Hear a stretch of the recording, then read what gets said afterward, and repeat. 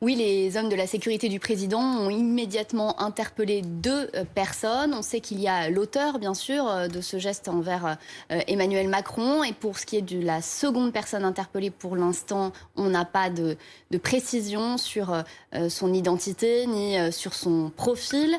Ce qu'on peut dire, c'est que ces deux personnes, elles ont été placées en garde à vue pour violence sur personne dépositaire de l'autorité publique, des faits qui sont passibles de 3 ans de prison, 45 000 € d'amende. Et si on remonte un peu dans le passé, les précédents en matière d'agression de chefs de l'État, c'était en 2011 notamment. On pense à Nicolas Sarkozy qui déambulait de la même manière dans les rues de Brax à l'époque pour un déplacement et qui avait été très violemment attrapé par le col. L'individu interpellé suite à ces faits avait été condamné à 6 mois de prison avec sursis, 3 ans de mise à l'épreuve, une obligation de soins en milieu hospitalier et un stage de citoyenneté.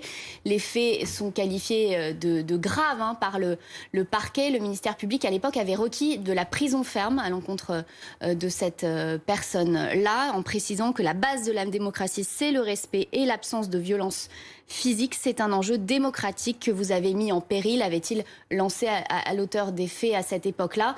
Ce sont des faits qui sont susceptibles d'être jugés en comparution immédiate, donc ça peut aller assez rapidement puisque ce sont des faits assez simples. C'est à la police et ensuite à la justice de mener l'enquête et de mener à terme la procédure.